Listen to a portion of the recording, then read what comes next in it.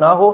UK, France, Britain, इनकी आर्मीज जो है ये आपको नजर आएंगी यूक्रेन के अंदर आने वाले टाइम पे। बट अमेरिका खुद डायरेक्टली इसलिए इन्वॉल्व नहीं होता कि अमेरिका जो है वो किसी ना किसी तरीके से रशिया को मनाने की कोशिश कर रहा है कि आप जो है हमारी तरफ आ जाएं, हम सब मिलकर चाइना को कंटेन करते हैं, क्योंकि चाइना बहुत ख़राब है हम सब के लिए। तो that's the reason why America जो है फिलहाल अपने आप को थोड़ा सा बैक फुट पर लेकर जाने की कोशिश कर रहा है अगेंस्ट रशिया। ये भी एक बहुत बड़ी जो है वो आने वाले टाइम पे जो है स्ट्रेटजी अमेरिका की रहेगी। अब मैं आपको अगली बात बताता हूँ। देखिए, अभी इस टाइम जो है बहुत सारे लोग ये भी बात करें, अमेरिका में इस टाइम बहुत फ्रस्ट्रेशन है। अमेरिका ये बार बार कह रहा है, अमेरिकन जो एनालिस्ट हैं, जब मैं अमेरिकन एनालिस्ट को सुनता हूँ, अमेरिकन जर्नलिस्ट को सुनता हूँ, वो बड़े एग्रेसिव हुए हैं कि रशिया को हम इतना कुछ दे रहे हैं, रशिया इस जंग को क्यों नहीं रोक रहा। देखिए, मैं ऑलरेडी इस बात को बता चुका हूँ कि आपको थोड़ा सा चीज़ को समझना पड़ेगा। जब भी आप कोई चीज़ जीत रहे होते हैं, किसी भी चीज़ को आप जीत रहे होते हैं, मिसाल के तौर पे, चले मैं जंग की बात नहीं करता, मैं आपको ट्रेडिंग की बात कर लेता हूँ। आप लोगों ने शायद कभी ट्रेडिंग की हो, मैं मिसाल देता हूँ। जब आप लोग ट्रेडिंग जीत रहे होते हैं तो आपके माइंड में आता है कि हाँ अब तो मैं आगे भी ट्रेडिंग जीतूंगा, मैं तो अब आगे भी ट्रेडिंग जीतूंगा। तो आप पैसे लगाते रहते हैं, आप पैसे लगाते रहते हैं। एकदम से आप को झटका तब लगता है जब आप वो ट्रेडिंग में एकदम खुदा ना खास्ता आपको लॉस हो जाए, तो आपको झटका लगता है, आप अपने पैसे फौरन से निकाल लेते हैं। तो इसी तरह जंग भी इसी तरह ही काम करती है। जब जंग जो में कोई कंट्री जा रहा होता है, तो वो जब जंग जीत रहा होता है उसको लगता है कि मैं इनएविटेबल हूँ, मुझे कोई हरा नहीं सकता, वो जंग को और ज़्यादा कंटिन्यू करता है। और अगर कोई उससे कहे कि आप अभी सीज फायर कर दें, तो वो समझता है कि बेवकूफ़ बात कर रहा है। लेकिन जो दूसरा आदमी होता है वो बेसिकली न्यूट्रल होता है, वो आउट ऑफ द बॉक्स बात कर रहा होता है। लेकिन बेसिकली जो जंग जीत रहा होता है उसके इमोशंस इतने हाई होते हैं उस जीत के लिए कि एकदम से वो जंग खत्म नहीं करता। तो प्यूटन को ये पता है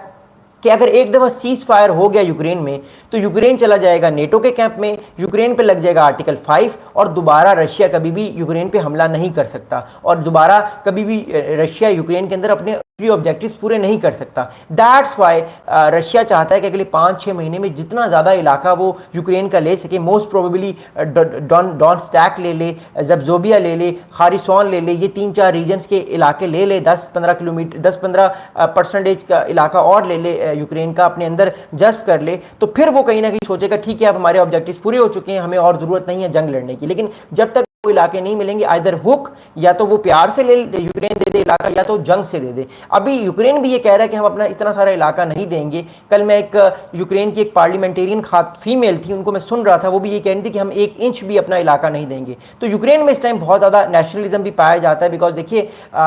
जो इस टाइम ज़ेलेंस्की है, उसकी गवर्नमेंट है, वो भी नहीं चाहते कि उनको किसी ना किसी तरह का नुकसान हो। तो ये तो बेसिकली जो बोन ऑफ कंटेंशन है ये दोनों तरफ से है। But I think at the end of the day it's very important कि ज़ेलेंस्की भी इस चीज़ को समझते हैं कि अगर ये जंग प्रोलॉन्ग होगी ज़्यादा तो ये फिर यूक्रेन के लिए भी नुकसानदेह है, बिकॉज यूक्रेन भी ऑलरेडी इस जंग को बहुत अरसे से नुकसान झेल रहा है, और 3.5 साल में तकरीबन 25% इलाका जो है वो लूज़ हो गया है यूक्रेन का, और वो नहीं चाहता कि इसका आगे भी इलाका लूज़ हो। अगला बड़ा इंपॉर्टेंट पॉइंट मैं आप लोगों के साथ शेयर करना चाहता हूँ, वो क्या है। देखिए,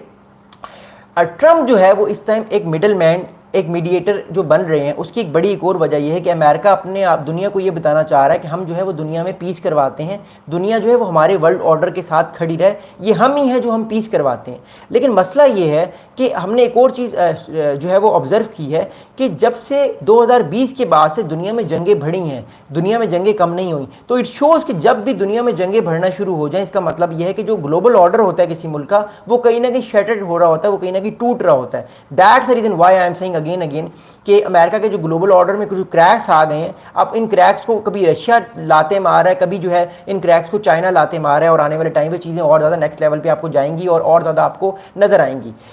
last but not the least बात यह है कि इस टाइम जो है वो डिस्ट्रस्ट अमेरिका और रशिया में बढ़ चुका है। रशिया कभी आंख मारता है, कभी रशिया कहता है हम सीज फायर करना चाहते हैं, कभी रशिया कहता है हम सीज फायर नहीं करना चाहते। तो एक तरह से जो डिस्ट्रस्ट है दोनों कंट्रीज़ में, ये बढ़ता जा रहा है, और ये कब तक बढ़ता रहेगा ये टाइम बताएगा। बट मेरी अपनी पर्सनल असेसमेंट है जो मैं आपको हमेशा से कहता हूँ, वो ये है कि सितंबर के एंड तक या अक्टूबर के शुरू तक सर्दियां नहीं आई, विंटर नहीं आया। विंटर से पहले रशिया ये कोशिश करेगा अगले 1.5 महीने तक कि वो जितना ज़्यादा इलाका ले सकता है वो यूक्रेन का ले ले, ताकि at the end of the day जब सर्दियाँ आए, क्योंकि आपको पता है कि सर्दियों में जंग नहीं लड़ी जा सकती रशिया यूक्रेन में, क्योंकि ठंड में जो है वो फौजी आगे मूव नहीं कर सकते। आप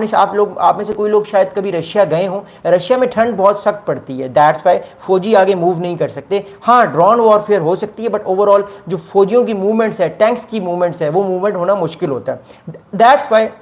रशिया की ये कोशिश है किसी ना किसी तरीके से एट द एंड ऑफ सितंबर के एंड तक, यानी विंटर के आने से पहले पहले वो 10% और इलाका अपना ले जो वो क्लेम करता है, क्योंकि यूक्रेन जो है वो अपना इलाका नहीं देगा। डोनाल्ड ट्रंप साहब ने भी अपनी स्टेटमेंट चेंज कर ली, उन्होंने कहा है कि हम चाहते हैं कि जब तक यूक्रेन जो है वो अपने इलाका ना दे, वो किसी तरीके से जो है वो किसी तरह की बात जो है वो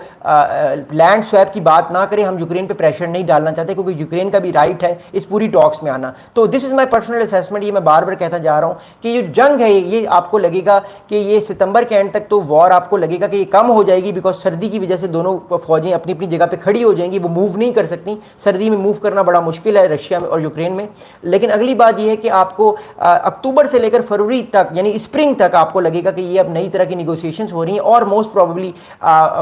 मार्च या अप्रैल तक ये जंग खत्म हो जाएगी। अप्रैल 2026 मैंने आप लोगों को डेट दे चुका हूं कि अप्रैल 2026 में जो है ये जंग खत्म जाएगी और ये जंग at the end of the day आपको नई तरह का सीज फायर मिलेगा रशिया यूक्रेन वॉर में, जिसमें यूक्रेन को अमेरिका और ये यूरोपियन कंट्रीज किसी ना किसी तरह की सिक्योरिटी देंगे, because at the end of the day European union को खतरा रहता है रशिया से कि कल को रशिया ही इनके गले फिट